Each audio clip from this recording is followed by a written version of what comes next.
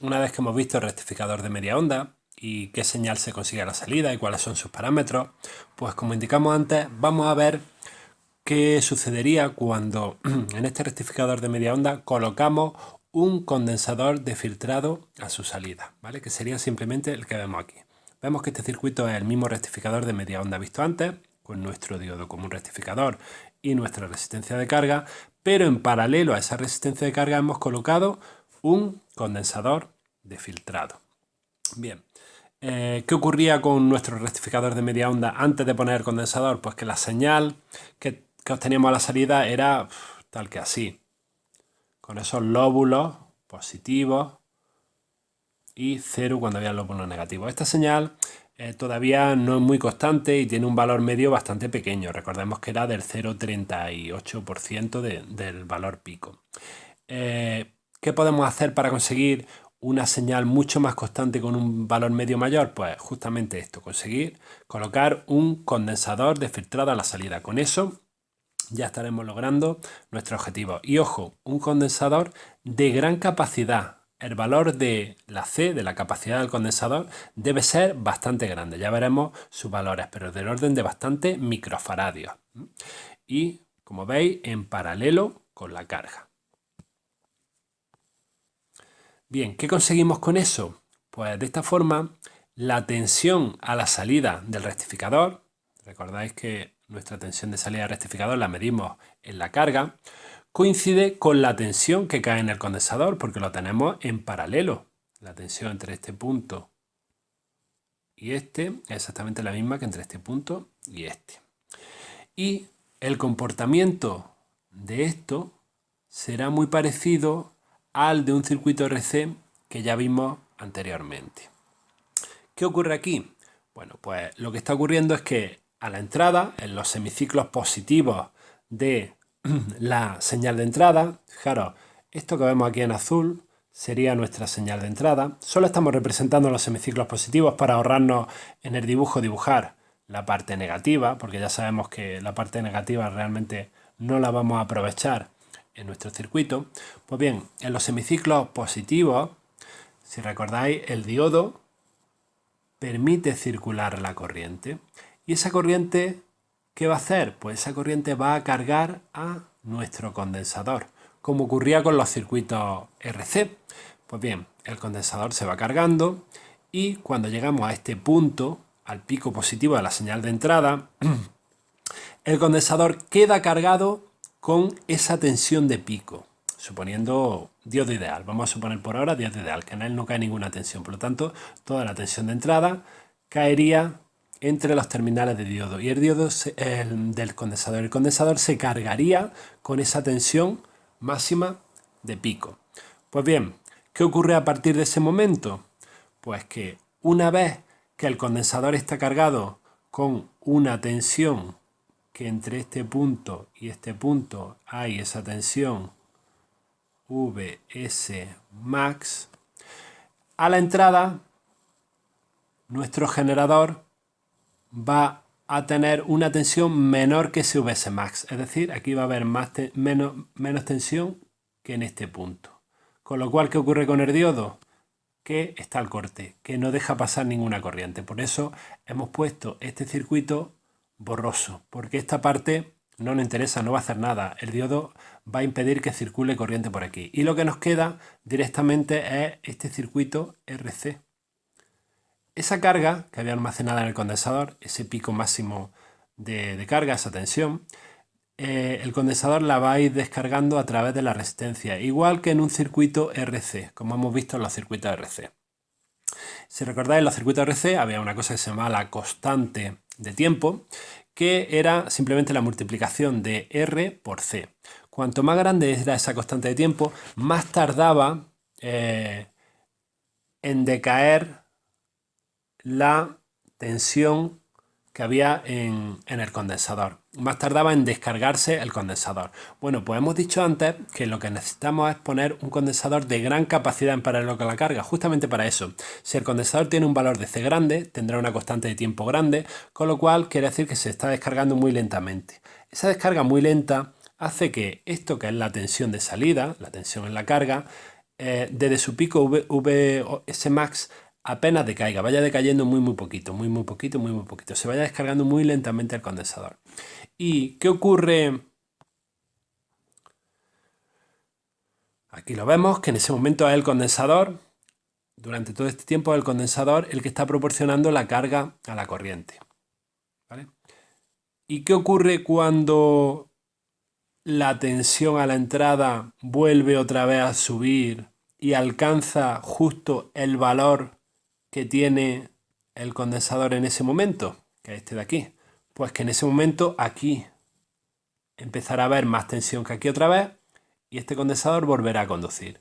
Volverá a conducir corriente y esa corriente volverá a cargar el condensador. Por lo tanto, a partir de ese punto se vuelve a cargar el condensador y la tensión a la salida pues sube otra vez hasta este punto, hasta el punto VS Max.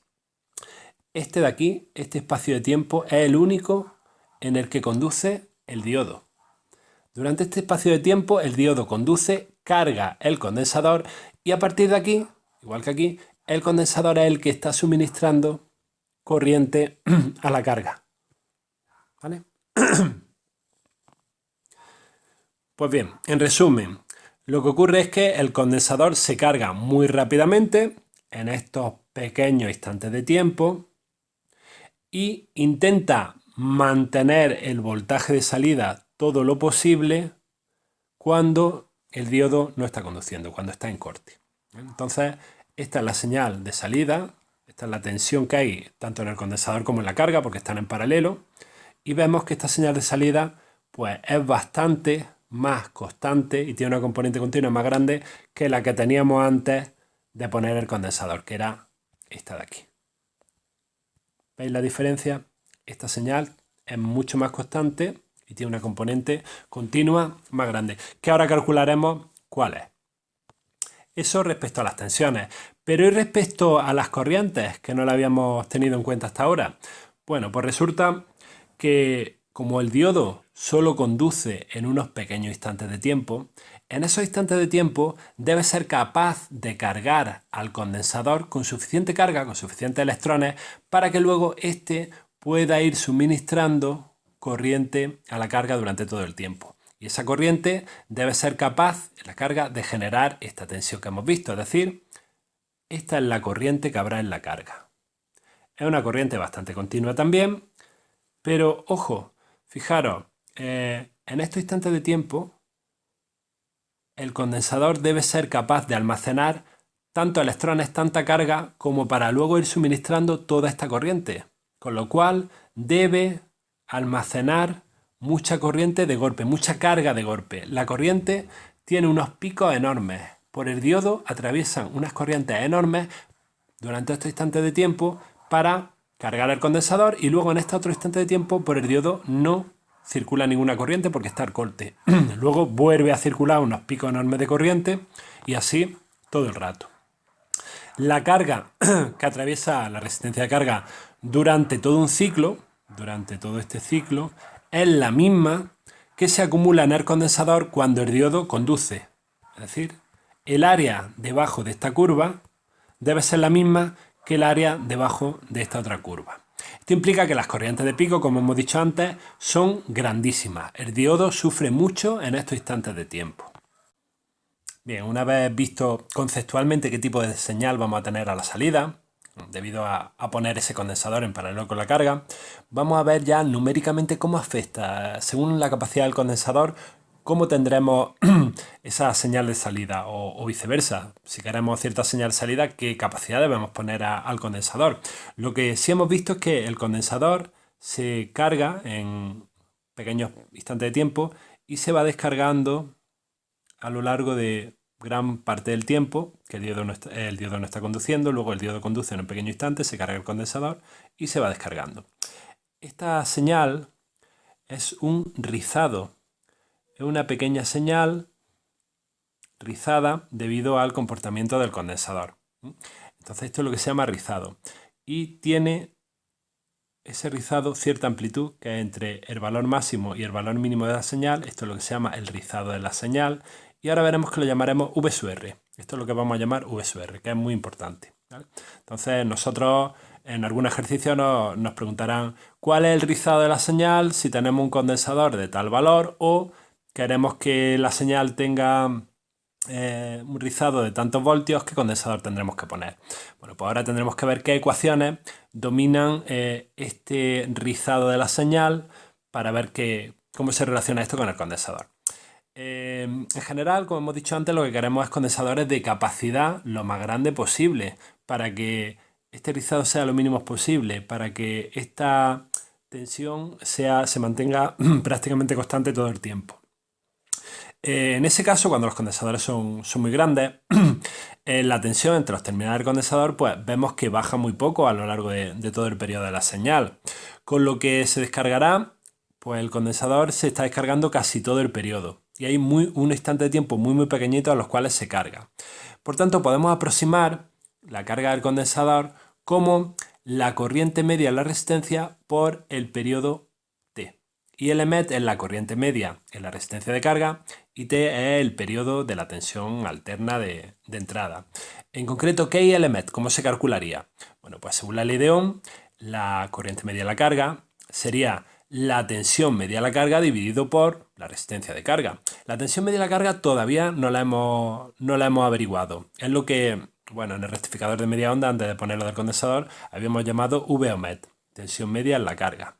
Todavía no la hemos calculado, ahora veremos cómo se calcula, pero una vez que la tengamos calculada, ILmet, esta ILmet que aparece aquí, es VOHmet, la tensión media de la carga, partido RL. Bueno, ya tenemos ahí un dato importante. Eso por un lado, pero luego como la carga que se extrae del condensador, una vez que va descargándose la resistencia, es el producto del cambio de tensión entre los terminales del condensador y la capacidad del condensador, también podemos decir que la carga es V sub R por C. V sub R es justamente eso, ese cambio de tensión en el condensador, es decir, ese rizado entre el máximo y el mínimo de esta señal de salida. Ese rizado es lo que llamamos V sub R. Y aquí es donde, cuando hablamos de la tensión umbral del diodo, dijimos que no confundamos porque la tensión umbral, la forma de denominarla es V sub sigma y que no debemos confundir eso con V sub R minúscula, que es muy diferente. Aquí tenemos la tensión de rizado, que es V sub R minúscula, y la tensión umbral de un diodo es V sub sigma. No confundamos las dos nomenclaturas. Bueno, pues la carga también se puede expresar como VR, la tensión de rizado pico a pico, y la capacidad del condensador. Fijaros, aquí teníamos una forma de expresar la carga con una ecuación y aquí otra. Igualamos ambas ecuaciones y igualando ambas ecuaciones y despejando la C del condensador, obtenemos esta ecuación. Bien, esta ecuación es muy importante. La vamos a usar en los ejercicios, la vamos a usar en todos los ejercicios que tengamos un rectificador de media onda con condensador de filtrado. Es la ecuación que relaciona la capacidad del condensador que pongamos con la corriente media en la carga y con la tensión de rizado. Entonces, en algún ejercicio nos dirán, queremos tener una señal a la salida cuya tensión de rizado sea de 0,5 voltios y con una corriente media en la carga de 50 miliamperios. ¿Qué condensador debemos poner? Pues entonces con esta ecuación ya lo tenemos.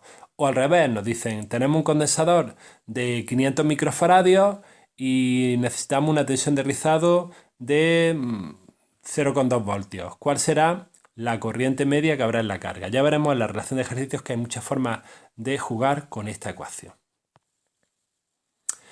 Bueno, pues una vez visto cómo se relaciona la capacidad del condensador con esos parámetros interesantes de la señal de salida, vamos a calcular el resto de parámetros que necesitamos de la señal de salida.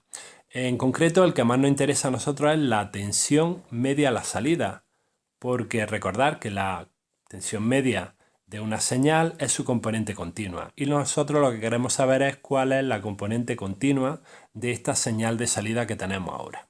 Bueno, pues calculando algunos parámetros de esa señal. Aquí en negro vemos, esta es la señal de salida que teníamos antes de poner condensador. En el circuito rectificador de media onda sin condensador. Era esta. Y ahora la que tenemos es esta que aparece aquí en azul. Bien, en esta señal una cosa muy importante. Vimos que en el rectificador de media onda, cuando no había condensador, la VOHmet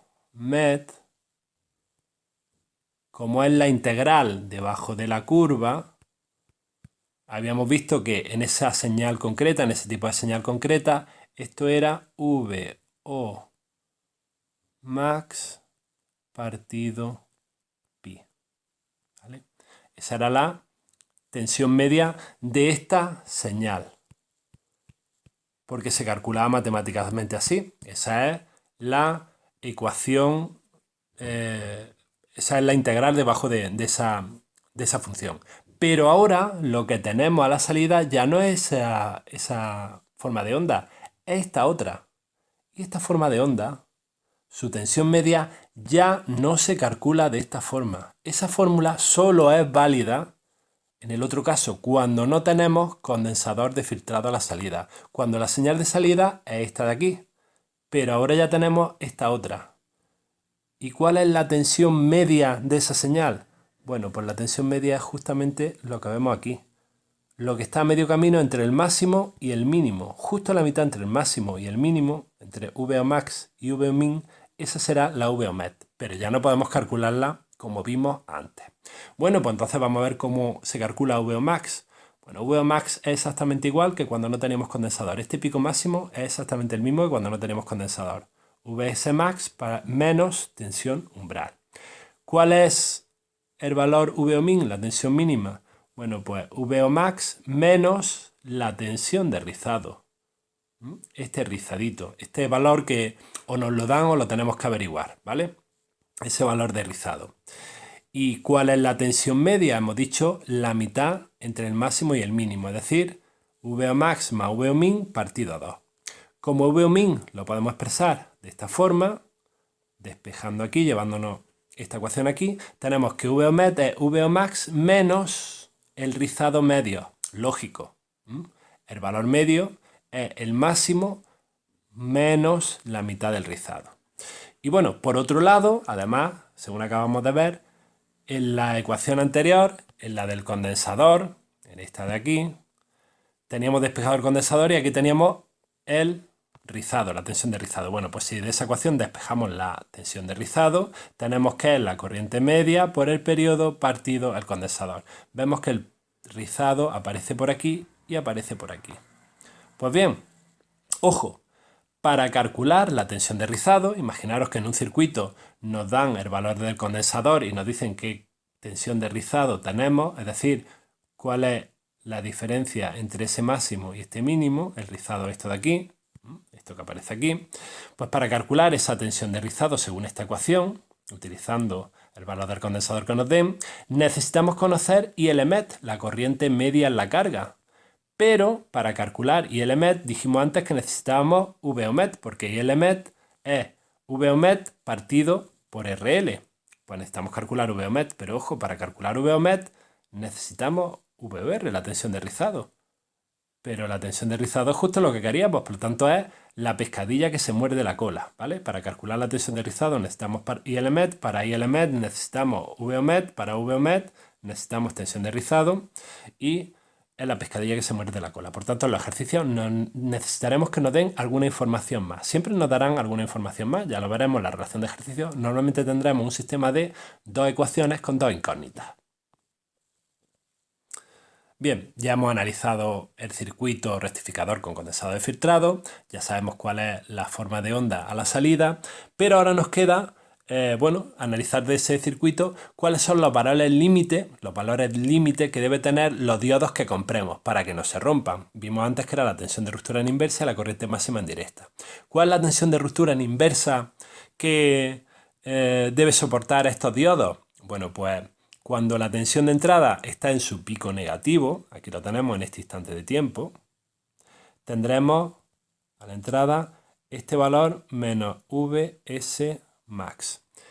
En este punto habrá menos Vs max. ¿Y qué valor tendremos en este otro punto? Porque, ojo, lo que queremos calcular es la tensión que está cayendo en este diodo, entre este punto y este punto. La tensión que está cayendo en este diodo en el momento, justo en el instante de tiempo en el que esa tensión sea lo máximo posible en inversa, es decir, en este punto. Pues en este punto aquí hay menos Vs max y en este otro punto, ¿qué valor hay? Pues fijaros, en ese otro punto lo tenemos aquí. es prácticamente el valor que teníamos cuando se cargó el condensador, que era Vs max, y ha bajado un poquito. Pero bueno, vamos a considerar que eso que ha bajado es despreciable. Por lo tanto, prácticamente lo que tenemos es Vs max. Aquí hay Vs max. Por lo tanto, la tensión en el diodo es la tensión en este punto menos la tensión en este. Es decir, menos Vs max menos Vs max. Es decir, menos 2 Vs max. Esa es la tensión máxima en inversa que ocurre en este instante de tiempo, la tensión máxima en inversa que debe soportar el diodo. Menos 2 por la tensión máxima que hay a la entrada. Y como siempre, no vamos a usar justo esa tensión de ruptura, no vamos a comprar diodos justo esa tensión de ruptura, no vaya que lleguemos en algún momento a ella y se rompan, sino que ponemos un margen de seguridad de, bueno, como siempre, el 25%. Por lo tanto, lo que hacemos es multiplicar esa menos 2 Vs max por 1,25 y tenemos que comprar un diodo con una tensión de ruptura de menos 1,25 por 2 Vs max. ¿Y qué corriente máxima en directa deberán soportar esos diodos, ese diodo que compremos? Pues ya vimos que en el circuito sin condensador la corriente que atraviesa el diodo es justamente la misma que atravesaba la resistencia de carga. Por lo tanto, únicamente tenemos que ver cuándo era máxima esa corriente. Eso ocurría cuando la tensión en la resistencia de carga era máxima, es decir, cuando teníamos VO max, y la corriente máxima era VO max partido RL. Pero en este caso, la corriente que atraviesa el diodo ya no coincide con la corriente que atraviesa la resistencia de carga. Ahora, según hemos visto antes, atravesando el diodo tendremos picos enormes de corriente en pequeños instantes de tiempo. Y luego hay grandes instantes de tiempo en los cuales el diodo no conduce. Pues bien, tenemos que comprar un diodo que soporte estos picos.